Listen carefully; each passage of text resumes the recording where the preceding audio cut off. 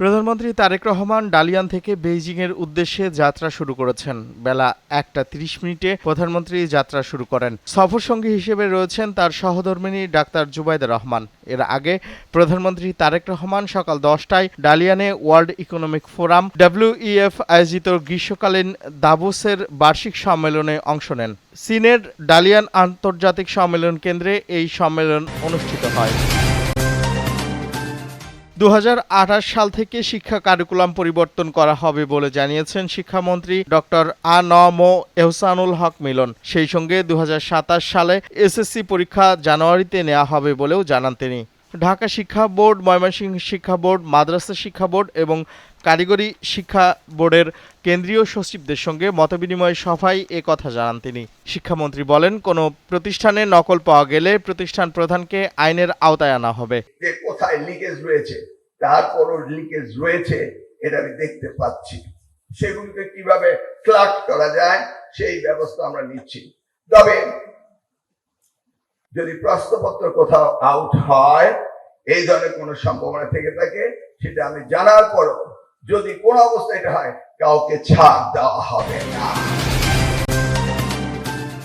আন্তর্জাতিক অপরাধ ট্রাইব্যুনাল আইনের বৈধতা চ্যালেঞ্জ করে হাইকোর্টে রিট দায়ের করা হয়েছে। সুপ্রিম কোর্টের আইনজীবী অ্যাডভোকেট মহসিন রশিদ এই রিট দায়ের করেন। আইন সচিব সহ সংশ্লিষ্টদের রিটে বিবাদী করা হয়েছে। রিটে রুল জারি করে বিবাদীদের কারণ দর্শাতে নির্দেশ দেওয়া হয় যে কেন প্রতিপক্ষ সরকারের কর্মকর্তাদের নির্দেশ দেওয়া হবে না, যাতে তারা আইন অনুযায়ী 1973 সালের আন্তর্জাতিক অপরাধ ট্রাইব্যুনাল আইন রহিত করার জন্য প্রয়োজনীয় ব্যবস্থা নেওয়ার নির্দেশনা চাওয়া হয়েছে।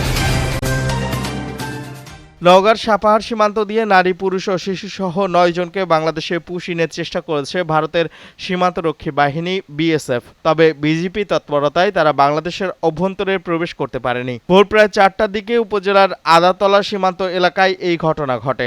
বর্তমানে ওই 9 জন দুই দেশের সীমান্তের শূন্য রেখায় অবস্থান করছে বলে জানা গেছে। যুক্তরাষ্ট্রের পার্লামেন্টের উচ্চকক্ষ সিনেটে ট্রাম্প বিরোধী একটি বিল পাশ হয়েছে। এ সংক্রান্ত প্রস্তাবে বলা হয়েছে, প্রেসিডেন্ট ডোনাল্ড ট্রাম্প যেন ইরানের বিরুদ্ধে সামরিক অভিযান বন্ধ করেন অথবা পরবর্তী সময়ে কোনো পদক্ষেপ নেয়ার আগে কংগ্রেসের সংসদের অনুমতি নেন। মঙ্গলবার সিনেটে 50 থেকে 48 ভোটে এই বিল পাশ হয়। এর আগে চলতি মাসের শুরুর দিকে বিলটি পার্লামেন্টের নিম্নকক্ষ প্রতিনিধি পরিষদে 215 থেকে 208 ভোটে পাশ হয়েছিল। পরে অনুমোদনের জন্য সেটি সিনেটে যায়। ফিফা বিশ্বকাপে উজবেকিস্তানকে 5-0 গোলে উড়িয়ে দিয়ে বড় জয় পেয়েছে পর্তুগাল। জোড়া গোলের দেখা পেয়েছেন ক্রিস্টিয়ানো রোনালদো। এর মাধ্যমে প্রথম ফুটবলার হিসেবে 6টি ভিন্ন বিশ্বকাপে গোলের রেকর্ড গড়েছেন তিনি। দাপুটে জয়ে নকআউটের পথে অনেকটাই এগিয়ে গেল পর্তুগিজরা।